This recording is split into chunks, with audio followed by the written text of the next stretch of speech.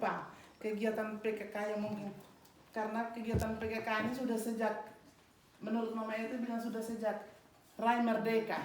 Tem sekali. Jadi setelah ini Mama dan sana Ibu kader di sana dia sudah banyak pengalaman. Dan makanya hari ini saya dipercayakan untuk membawakan bercerita sedikit atau mengingatkan kembali untuk ibu-ibu tentang PKK. Kita tahu dalam program PKK itu ada 10 program. Betul ke tidak Mama-Mama? Betul. Dan sampai ada yang lupa.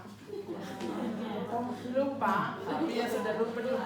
Ini siang ini sama ingat kembali kita bahwa PKK Negerian Veterniak yang dipercayakan oleh Ibu Bupati, Ibu Camat, Ibu Desa. Jadi kita harus bangga bahwa perempuan itu dijadikan penggerak. Untuk itu saya jelaskan PKK ada 10 program. Ibu masih ingat? Dari 10 itu dibagi lagi jadi 4. Pokja 1, Pokja 2, Pokja 3 dan sekarang Pokja 4. Dipun kerjanya apa Pokja 4 ini? Kita langsung saja kepada prioritas program yaitu kesehatan, kelestarian. Aduh, pintar sekali. Sekarang kita berbicara tentang kesehatan. Jadi kita sebagai kader PKK Pokja 4 dan tidak menutupi semua anggota yang lain bisa omong tentang Pokja 4. Itu yang diharapkan biar kita Pokja 1 juga bisa omong tentang Pokja 4. Biar kita Pokja 2 atau 3 juga bisa omong. Karena kita dipercayakan. Ini Ita. Tahu segala lah Mama? Saya pakai bahasa Tetum sedikit, saya tahu semua Tetum ada.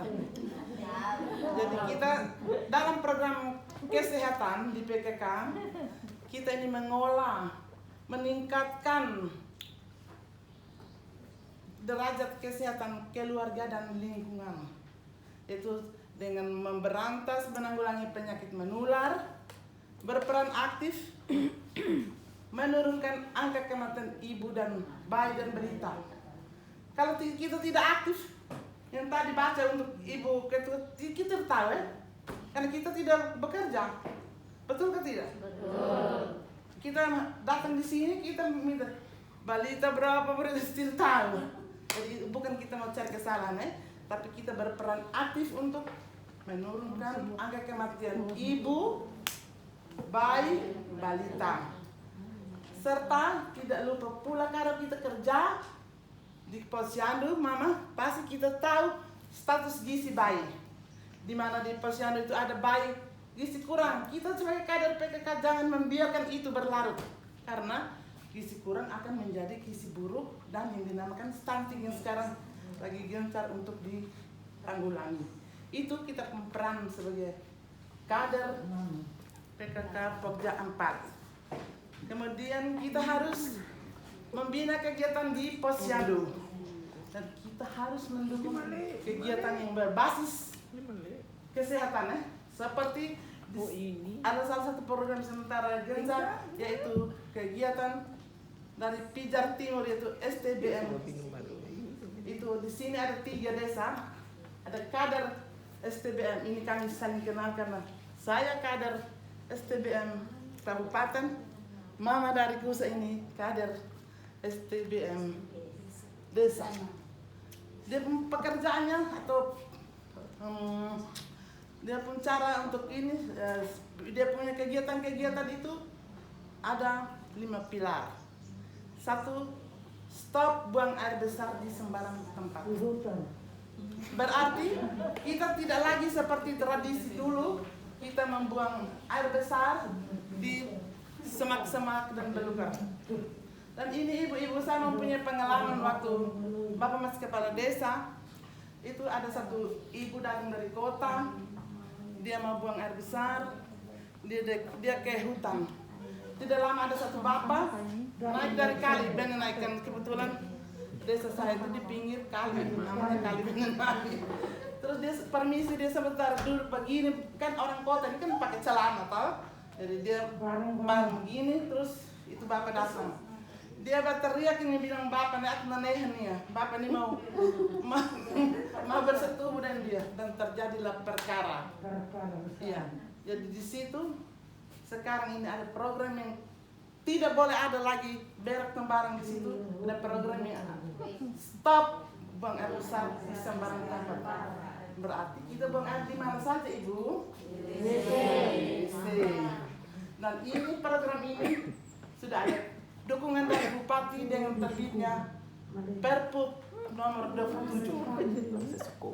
Jadi diharapkan, ini kan visi misi dari Pak Bupati Simona dengan Pak Wakil Lukita Oli.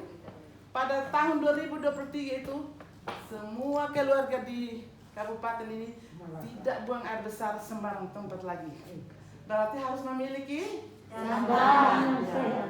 kemudian pilar yang kedua itu cuci tangan pakai sabun.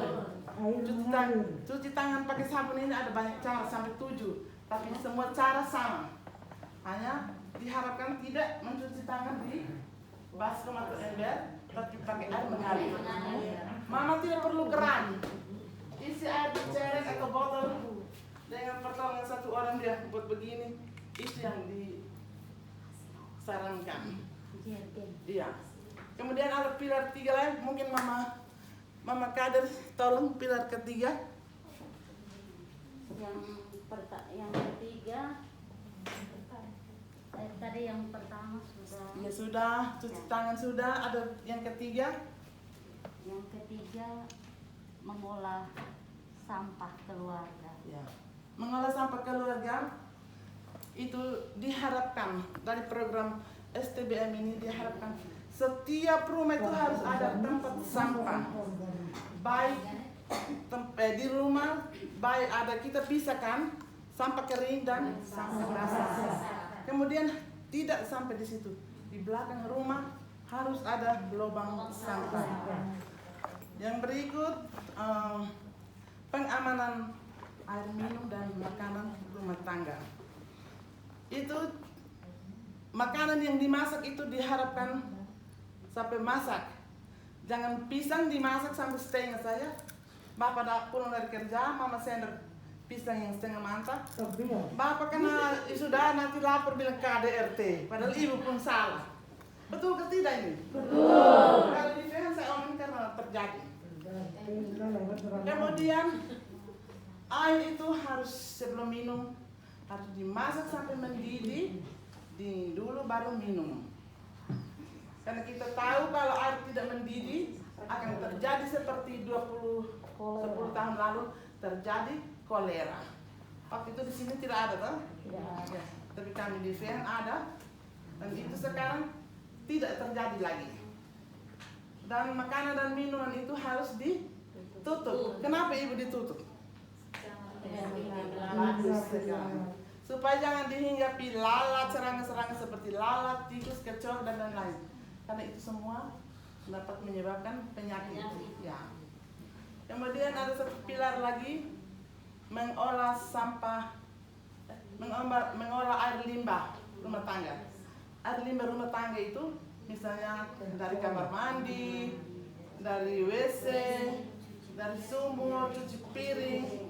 Dan itu kita tidak boleh membiarkan. Kalau kita membiarkan bisa terjadi sumber nyamuk, sumber penyakit. Dan itu diharapkan dalam rumah tangga itu di belakang itu harus kita galikan lubang supaya limbah cair dong itu mengalir ke sana. Ya, itu program STBM, sanitasi total berbasis masyarakat. Dan ini kita harus dukung karena ini visi dan misi Bupati Dr. Simona SHMH dan Bapak Wakil Bupati Luis Lukita Olin Esos sudah mengikrarkan bahwa tahun 2023 rakyat atau masyarakat di Malaka tidak buang air sembarang lagi. Dukung ke tidak Mama? Dukung. Oke. Sekarang kesehatan kita sudah. Lalu kegiatan posyandu itu seharusnya kita yang menjadi utama. Ya, kalau ada yang jadi ini kader PKK jadi kader posyandu ke tidak? Ada mama? Ada. Ya, itu lebih bagus. Sebab ketika diminta data macam tadi, tidak usah bilang tidak ada, tidak direkap, tidak di. Ya, nanti ke depan itu kita seperti itu ya. Kemudian ada kegiatan lagi tadi kita sudah sama-sama sebut, kelestarian lingkungan. Kalau nama kelestarian saja kita sudah senang atau tidak? Senang. Buat apa supaya dia jadi lestari? Itu kalau dulu itu kita diharuskan menata halaman rumah dengan pagar indah, dulu bilang pagar indah. Kalau sudah ada pagar indah, tentu apa yang disampaikan Bunda Ari, tanam toga, tanam bumbu, tanam semua itu kita tinggal ambil saja untuk dapur atau kita bisa jual. Macam kayak ini, di kota tidak ada kamu jual, ini beli. Iya.